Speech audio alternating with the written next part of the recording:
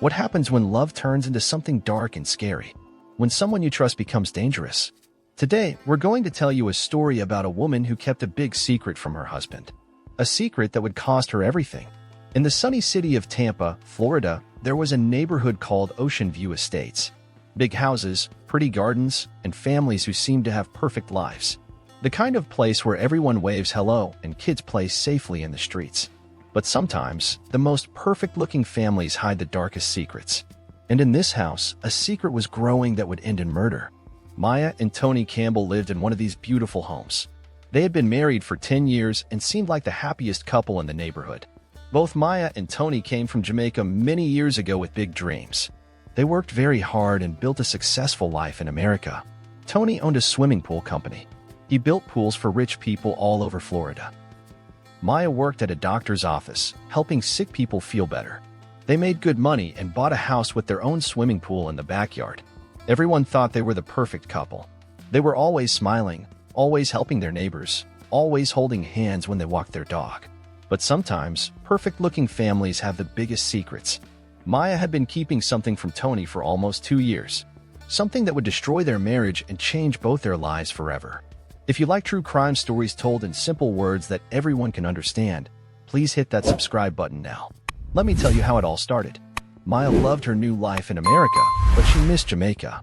She missed the warm beaches, the food her grandmother made, and the friends she grew up with.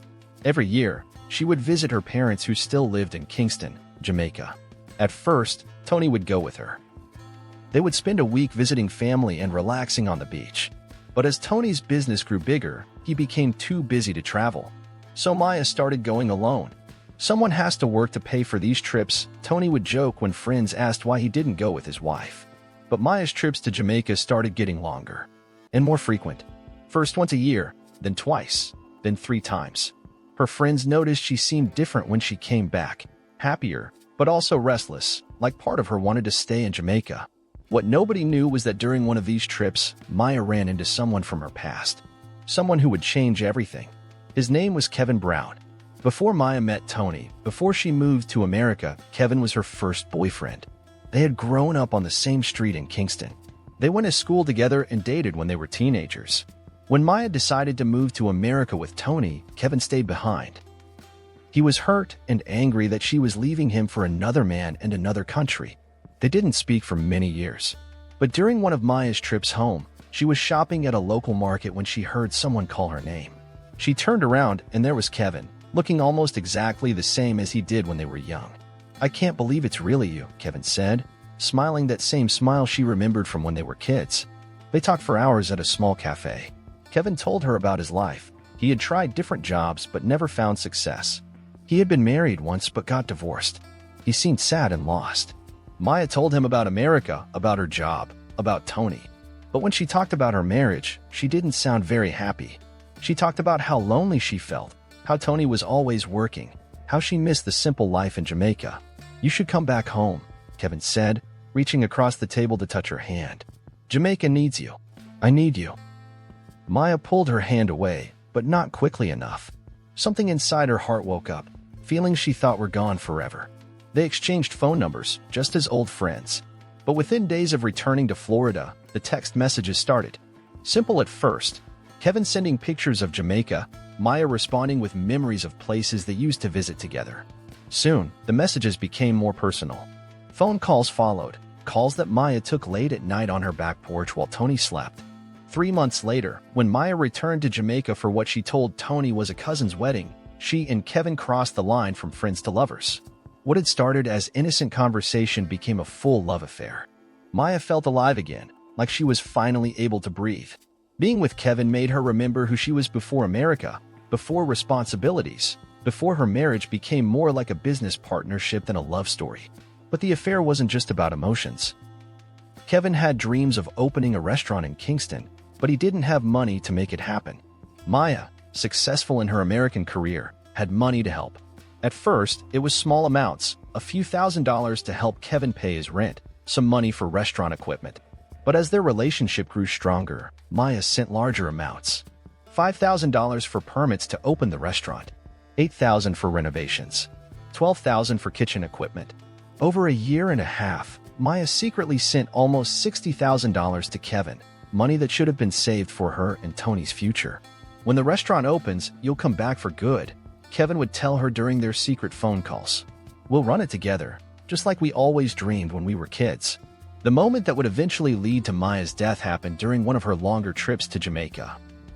After too many drinks at a beach bar, Maya and Kevin decided to visit a tattoo parlor in downtown Kingston. There, Maya made a decision that would later be called the beginning of the end. She got a tattoo of Kevin's initials, KB, in pretty writing on her left shoulder. "It's just for us," Kevin had said as the needle marked her skin forever. "Something that's ours alone." When Maya returned to Florida, she was very careful to keep her shoulder covered around Tony. She wore shirts with high necks and changed clothes in the bathroom instead of their bedroom. She made excuses to keep the lights off when they were intimate. Small changes that, looking back, were warning signs that something was very wrong. Maya managed to keep the tattoo secret for 2 months. But on a hot Florida morning, everything changed. Maya came out of the shower, water still dripping from her skin. As she reached for her bathrobe, Tony noticed something on her left shoulder that he had never seen before. A small tattoo with 2 letters. "KB, when did you get that?" he asked, trying to sound casual even though his heart was beating fast.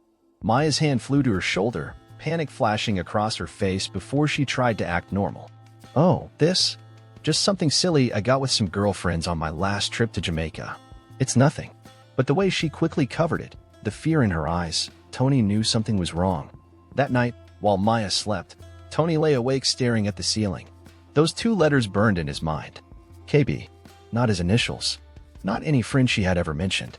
Over the next few days, Tony started noticing things he had ignored before. How Maya always took her phone everywhere, even to the bathroom. How she had changed her phone from face recognition to a secret code. How she wore high-necked clothes even in the hot weather.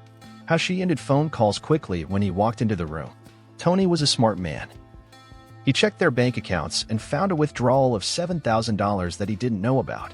"Just helping my parents fix their roof," Maya explained when he asked, but her wine glass shook in her hand. 2 weeks later, while looking for important papers, Tony found Maya's passport. Looking through it, he counted the stamps. She had been to Jamaica 5 times in the past year, not 3 like she had told him. Tony felt like he was living with a stranger who looked like his wife. Tony couldn't take it anymore. He needed to know the truth. He called a private detective, someone who had worked on Tony's house before and now investigated cheating spouses. "I need information about someone in Jamaica," Tony explained over lunch at a quiet restaurant. "And about my wife's activities there." "Are you sure you want to know?" the detective asked. "Sometimes it's better not to know the truth." "I'm sure," Tony replied. "I need to know what's really happening." 2 weeks later, the detective sent Tony an email with a warning. "You might want to sit down before you open this." The attachment contained dozens of photos, Maya with a man Tony had never seen before. Walking hand in hand on a beach. Hugging outside an apartment. Kissing in what looked like a restaurant under construction. The report identified him as Kevin Brown, 35, Maya's childhood friend and clearly her lover. Even worse, bank records showed almost $60,000 transferred from a secret account in Maya's name to Kevin over 18 months. Tony printed the worst photo and put it in his wallet. Then he began tracking Maya's messages and building evidence of her betrayal. The final proof came when Maya fell asleep on the couch one night. Her phone lit up with a text from KB, "Missing you tonight. The bed feels empty without you. 2 more weeks until I can hold you again. Love always, K." Tony scrolled through their conversation history with shaking hands. Intimate messages, plans for Maya's next visit, discussions about money, and worst of all, plans for a future together that didn't include him. The next morning, Tony couldn't hold it in anymore. "Who is KB?" he asked simply. 3 words. That's all it took to bring their marriage crashing down. "It's not what you think," Maya said, tears running down her face. "Kevin is an old friend who needed help. Things just got complicated." "Complicated?" Tony's laugh was cold. "You're sleeping with another man. You've been stealing from our future to pay for his business. You have his initials tattooed on your body. That's not complicated, Maya. That's betrayal." Their voices got louder and louder. Neighbors would later remember hearing shouting from the house, unusual for a couple known for being so happy together. After hours of painful truths, Maya packed a bag and left to stay with her friend Lisa. Tony stayed alone in their house, surrounded by memories that now felt like lies. For 3 days, he barely ate or slept. The alcohol didn't help. It only made the darkness inside him grow stronger and more dangerous. On the fourth day, Maya came back, not to apologize or ask for forgiveness, but with news that pushed Tony over the edge. "I want a divorce," she announced, standing in the doorway of their home. "I'm going back to Jamaica." "For good?" "With him?" Tony asked quietly. "Yes," she admitted, lifting her chin. "Kevin and I have history. We have plans. Plans paid for with my money." Maya looked ashamed, but only for a moment. "I'll pay you back, Tony. Once the restaurant is successful." "When are you leaving?" he interrupted. "My flight is tomorrow night." "Tomorrow? So soon?" Like she had been planning this all along. That night, Maya slept in their guest bedroom while Tony sat in his office, staring at the gun safe. The combination was Maya's birthday, a date that now felt like a cruel joke. Inside was a pistol he had bought years ago for protection. Never had he imagined the biggest threat would come from his own wife. Maya had told him her flight to Jamaica was the next evening at 8 p.m. Kevin was expecting her. They had planned everything. She would arrive in Kingston the next morning, and by that weekend, they would officially open the restaurant together. The next afternoon, Maya returned to get her remaining things and say goodbye. She found Tony waiting in the living room, surprisingly calm. "I've been thinking," he said. "Maybe we can work this out." Hope appeared on Maya's face. Relief that this could end without more pain. "Really? I never wanted to hurt you, Tony. I got caught up in something I couldn't control." "I understand," he said, almost seeming sincere. "Before you leave for the airport, there's something I need to show you. In the backyard. Something I've been working on for us." Curious, Maya followed him through the kitchen to the back door. The afternoon sun was bright, making their pool area sparkle. Tony led her to the far corner, where a section of concrete around the pool looked fresher than the rest.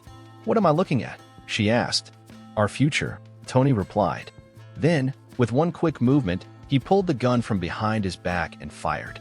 Maya fell to the ground, shock on her face rather than pain. Blood began to spread across her white shirt. Her purse scattered its contents across the concrete. Her passport, her plane tickets to Jamaica, her phone. Tony stood over her, waiting for guilt to hit him. But all he felt was a strange sense of completion, like he had finished something he started long ago. As Maya's eyes closed, he whispered, "You were right. You won't be coming back to me. But you won't be going to him either."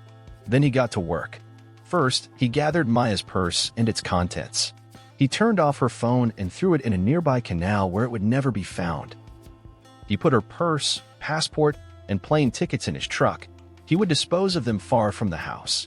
By that night, fresh concrete had been poured over Maya's body.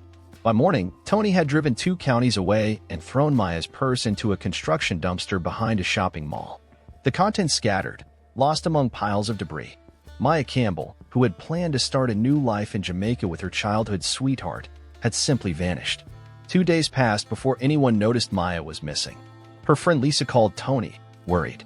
"Have you heard from Maya? She missed our lunch yesterday." Tony had practiced for this moment. "She's not with you? I thought she was staying at your place." "No, I haven't seen her since last week," Lisa said. "What's going on?" Tony told a half-truth. They had fought. Maya left to stay with a friend. "She took her passport," he added. "Maybe she went to Jamaica early."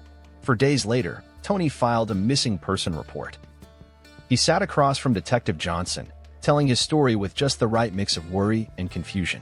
"We've been having problems," he admitted. "She's been distant, traveling a lot. I think she might be seeing someone else." The detective nodded. "That happens. But it doesn't explain why she'd disappear without telling anyone. Unless she ran away with him," Tony suggested. "There's this guy in Jamaica. She's been sending him money." Police followed normal procedures. Maya's photo was shared everywhere. Airlines were checked. Phone records were examined. Her last phone signal came from near their house on the day she disappeared. Weeks passed. The investigation slowed down. Tony played his part perfectly. The abandoned husband, sometimes angry, sometimes sad, always helpful. One thing Tony hadn't planned for was Maya's family. Her mother called every day from Jamaica, heartbroken. "We'll find her," Tony promised his mother-in-law. "She'll come back." But Maya wouldn't come back, and Tony knew it. The concrete around the pool had set hard and perfect, hiding what lay beneath. As weeks became months, life found a new normal. Tony went back to work. His employees carefully avoided talking about his missing wife. He joined a support group for families of missing people. The perfect grieving husband. The perfect act. 3 months after the murder, Tony felt safe. He thought he had gotten away with it. Maya was gone, and instead of being the villain in a messy divorce, he was the victim, the husband left behind. But across town, a homeless man named Eddie was digging through a construction dumpster behind Westfield Shopping Mall, looking for anything valuable. His hand closed around something leather, a designer purse, expensive looking, even covered in construction dust. Inside, Eddie found a driver's license with a woman's photo, credit cards, and plane tickets to Jamaica. He recognized the name, Maya Campbell. He'd seen her face on missing person flyers around town for months. Eddie took the purse to the police station. Found this in a dumpster, he told the officer at the front desk. Figured it might be important. By noon, a detective was examining the purse, suspicion growing in his mind. By afternoon, he was reopening Maya's case file. The dumpster was 2 counties away from the Campbell house. Why would Maya's purse be there if she had simply run away to Jamaica? The next morning, police called Tony's office. "Mr. Campbell, we need you to come to the station. There have been developments in your wife's case." "News about Maya?" Tony asked, trying to sound hopeful. "Just some things to discuss. Can you be here at 3? Tony felt nervous but pushed it down. The case was months old. If they had real proof, they wouldn't politely ask him to come in. At the station, a detective led Tony to a small room with a metal table and a big mirror on one wall. An interrogation room. "What's this about?" Tony asked. "I have a client meeting at 5. The detective placed a file on the table. "Tell me again about the last time you saw your wife." Tony had told this story so many times it felt real. "We argued about her affair. She left to stay with a friend. That was the last I saw her." The detective nodded, then opened the file and pulled out a plastic bag containing Maya's purse. Tony's mouth went dry. "Do you recognize this?" Tony leaned forward, showing surprise. "That looks like Maya's purse. Where did you find it?" "In a construction dumpster behind Westfield Mall, about 50 miles from here." Tony's mind raced. The purse. He thought he had disposed of it safely, but somehow it had been found. "That's strange," he managed to say. "Why would her purse be way out there?" "That's what we're trying to figure out." The detective pulled out another bag with papers inside. These were in it. Plane tickets for Jamaica for the day after she disappeared. Sweat formed on Tony's forehead. She mentioned visiting her parents. "Here's what's interesting. We called the airline. Maya never checked in for this flight. And her contact in Jamaica, Kevin Brown, told us he was expecting her that specific day.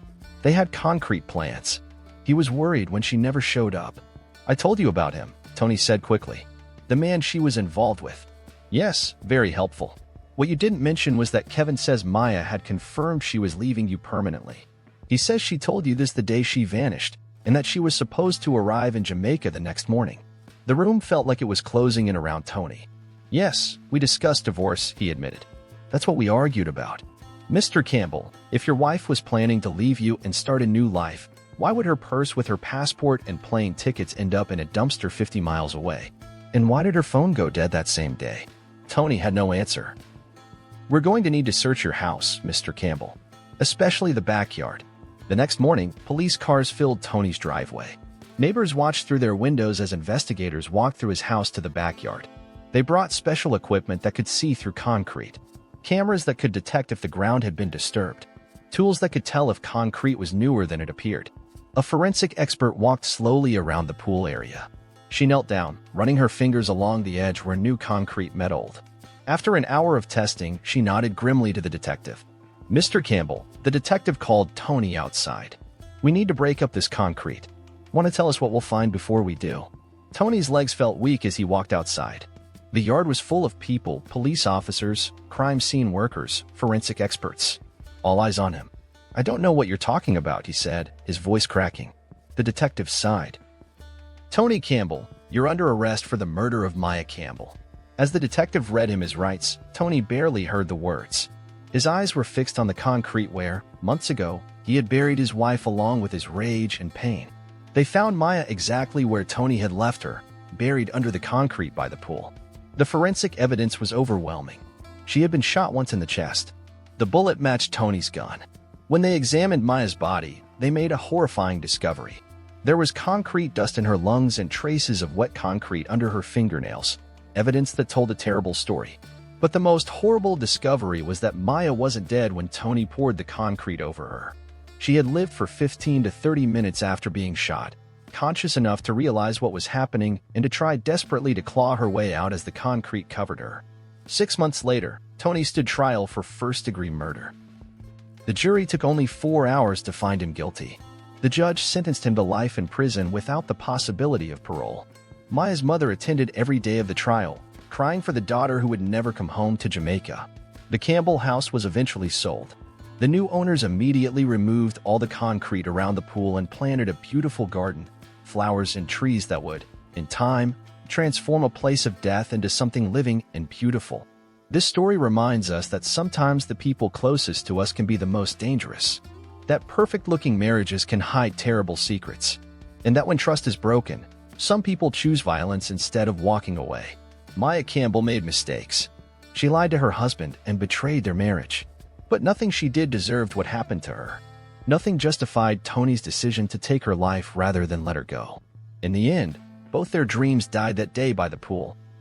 Maya never got to start her new life in Jamaica. Tony lost everything he had worked for and will spend the rest of his life in prison. If this story showed you something about the darkness that can hide in everyday life, please subscribe to True Crime Journal. We tell true crime stories in simple words that everyone can understand. Hit that notification bell so you never miss a story. And remember, in a world where people's lives look perfect on the outside, it's important to look deeper. The truth, no matter how painful, is always worth knowing.